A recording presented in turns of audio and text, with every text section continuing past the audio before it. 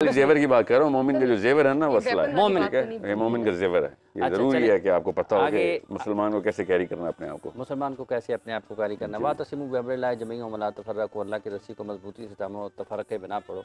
कल हम गुफ्तगू कर रहे थे और वहीं से उसको आगे बढ़ाना चाहता हूँ। काफ़ी सारे लोग उसमें जो चीज़ें रह गई हैं, तशनगी है, उसको दूर करना चाहते हैं। मदारिस के हवाले से जो बात हो रही थी, जी जी, सवाल पूछे मुझसे।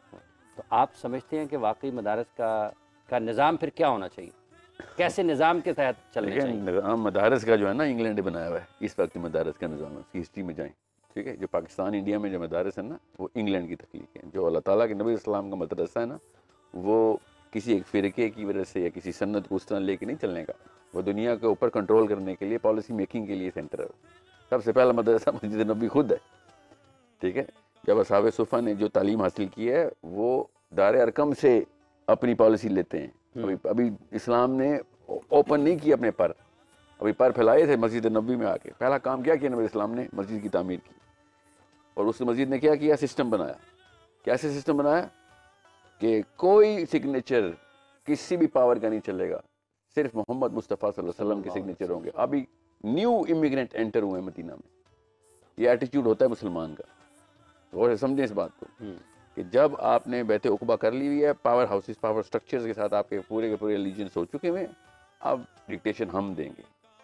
कोई और अल्लाह के सिवा कोई और डिक्टेशन नहीं मिलेगी। अभी ये बस्तर साहब बता रहे थे ना कि वो असल में ये जीते हैं और कोई और हारा हुआ इस वक्त ऊपर पार्लियामेंट में है, तो इसका मतलब है somebody else is dictating ना। इस निज़ाम का हिस्सा बनना ही गुनाह होना चाहिए ना, कि जब हमें पहले से ही पता है कि भाई ये सारा कुछ तो रिग्ड है।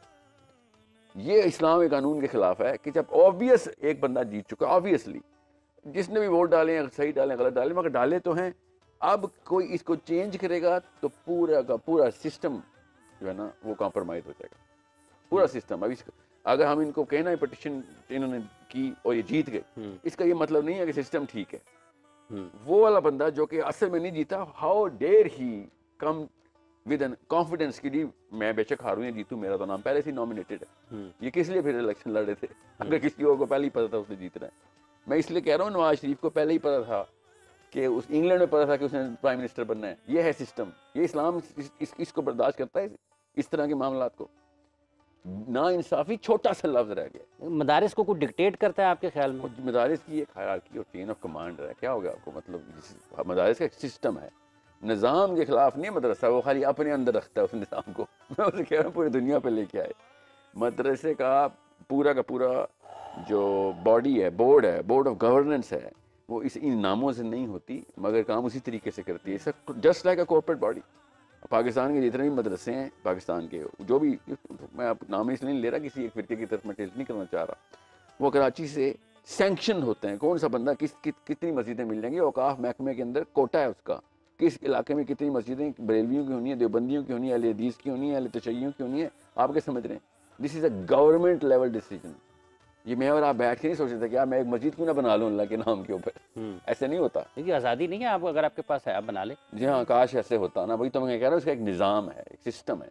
उस सिस्टम के पीछे रेगुलेटरी बॉडी है, उसके पीछे एक बोर्ड है, उसके पीछे सनद आती है कि कौन सा बंदा कब किस जगह के ऊपर। जैसे वेटिकन का पोप है, आप क्या समझ रहे हैं? जो मर्जी मुत्तकी बंदा पोप बन जाता है। बिल्कुल इधर भी ऐसे नहीं हो सकता काम। इधर ये एक और बड़ा सीरियस किस्म का सवाल है। जी बिल्कुल ऐसे ही है मामला। मैं इसमें एक बात ऐड करना चाहूँगा। पहले मैं बात सवाल समझा दूँ आपको कि मैं क्यों कह रहा हूँ। आपको मैं आसान करके बता रहा हूँ, जब तक बरसगीर के मदरसों के अंदर इस तरह के इंतजाम नहीं शुरू हुए थे, इस्लाम का मदरसा इस तरीके से देखता ही नहीं था दुनिया को। Madrasa was the most active institute. Ivy League से ज़्यादा एक्टिविटी मुस्लिम मदरसे की थी, अभी भी है, पाकिस्तानी इंडिया की नहीं है, बाकी के मदरसों की है। अब वो क्या करते हैं, जब भी वो पॉलिटिकल एक्शन की तरफ आते हैं तो उनको गवर्नमेंट के थ्रू रेजिस्टेंस आती है, लोकल गवर्नमेंट रेजिस्टेंस देती है। पाकिस्तान में भी यही होगी।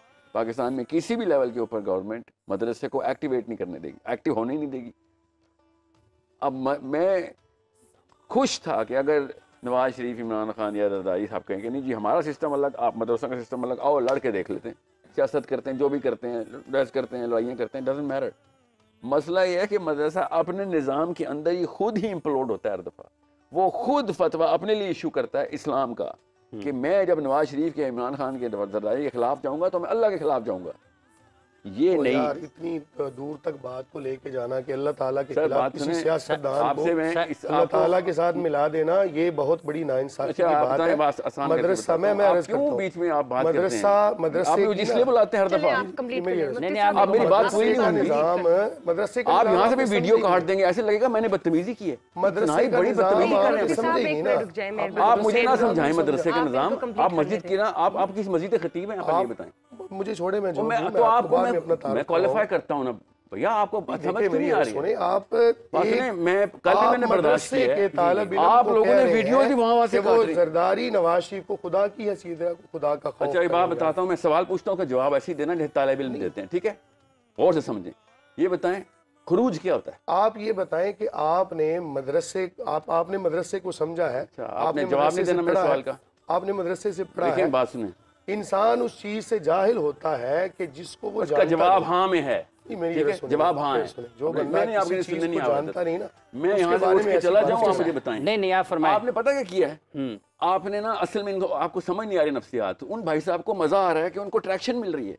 मैं असल में इल्म की बात करने आ रहा हूँ। दुनिया के कौन से मुल्क है जहाँ पे मैं जा जाके मुसलमानों को खींच के लेके नहीं आ रहा हूँ। इधर पाकिस्तान में यहाँ पे आते हैं मौलवी, आके जुड़ जाते हैं मुझे, और फिर लोग कहते हैं साहिल साहब आपको तमीज नहीं बात करने की। आपको पता भी है मैं क्या बात कर रहा हूँ इधर। मैं आपने अपनी प्रेजेंस क्यों शो करनी? बात करेंगे तो फिर आपने मुफ्ती साहब क्यों शो करनी, मुझे बताइए। गलत है मुफ्ती साहब, अगर नहीं गलत तो छोड़ें, आप ये बताएं, इस सवाल का जवाब दें। आपने अपनी इस बात में प्रेजेंस क्यों शो करनी है? क्या आपको जरूरत महसूस हो रही है? जो गलत बात आप कर रहे हैं, मेरे मौजूदगी में आप बात कर रहे हैं, आप गलत बात करेंगे तो मेरा हक बनता है उस पे एतराज उठाना। मुफ्ती साहब ने कहा है कि मुझे दुरुस्त करने के लिए यहाँ पे समा टीवी पे आए। नहीं, मेरा मकसद ये है कि जब मेरे सामने कोई बात होगी, सखावत साहब मेरे बैठे हुए एक बात होगी, तो उस पे या तो मैं राजी होऊंगा, मेरी खामोशी इस बात पे दलालत करेगी। वो मुझे पता है, मैं ना आपको अंदर बाहर से जान गया हूँ कल और आज की बात, ठीक है? मैं गौर से सुने आप मेरी बात। नो प्रॉब्लम, आप सुने ना, सुने ना, अपना फील्ड है, मेरा अपना मेरा फील्ड है, इसलिए सुन ले। मैं डॉक्टर की तरह पेशेंट ट्रीट कर रहा हूँ आपको। गौर से सुने, अफाका होगा आपके मस्जिद में आने वालों को भी अफाका हो जाएगा। गौर से सुन लें और सुन लेना। मेरी मस्जिद में आने वालों को इफाका है। आप अपने जो रॉन्ग पॉइंट है ना, उसको आप दुरुस्त कर लें, बस बात। और पहला मुकदमा पूरा ही नहीं होता, बीच में छलांग मार देते हैं। साहिल साहब को मुकम्मल कर लेने दें, फिर आपकी तरफ दोबारा। जी आप अगर आप बीच में बोले तो मैं यहाँ से उठ के चला जाता हूँ। मजलिस के आदाब यही होते हैं। अब एक बंदा बार बार हमला करते ना, तो तीसरी दफा साजिश में आता हो। पहली दफा आपकी गलती। आप नहीं सिखाया मुझे कि इस तरह मतलब जब किसी बात के ऊपर बात डालना, वरना मैं तो खामोशी से सुन रहा था। आप सीधी बात करते रहे, मैं खामोश। That's all. मैंने आपसे कोई बात की है जो आप बीच में बैठ के बोले? वक्त को तकसीम टर्न बाय टर्न कर लेते हैं। आपके पास भी पूरा टाइम है। जी साहिल साहब। जी साहिल साहब, ये रुकिए, आपको कहीं से लगता है कि यहाँ पे मेरी और आपकी बहस है? अब उधर बात करेंगे, मेरी आपकी बहस नहीं, लेकिन जहाँ पे गलती होगी तो फिर मेरा हक बनता है, मैं उस कोई हक नहीं बनता आपका कि मेरी गलतियां दुरुस्त सर यहाँ पे बैठे हुए मेरा हक बनता है। मेरे सामने अगर कोई गलत बात होगी तो मैं as a debater, as a muballigh. अच्छा आगे थोड़ा सा यहाँ पे डिबेट के लिए बुलाया आपने मुझे? साहिल साहब देख लें, अगर आपका टीवी का एजेंडा है कि यहाँ पे डिबेट हुआ करे मेरे साथ हर दफा, इसलिए बुला रहे हैं। डिबेट नहीं हो रही, आप अपना नुक्ता नजर नहीं करें, डिबेट बेशक करें। फिर ऐसा करें, आप अपने ना किसी मुफ्ती को जो आपका उसको भेजें कि जो मेरे लेवल पे डिबेट कर। साहिल साहब आपको तो आधी बातें पता भी नहीं। साहिल साहब लेवल मैं देख के हूँ जनाब। साहिल साहब इधर आप मेरी तरफ देखें जरा। आपने मेरा लेवल नहीं देखा। मैं देख लिया। आपको ना मैं प्रोग्राम के बाद दिखाता हूँ अपना लेवल, ठीक है? जी जारी रखें।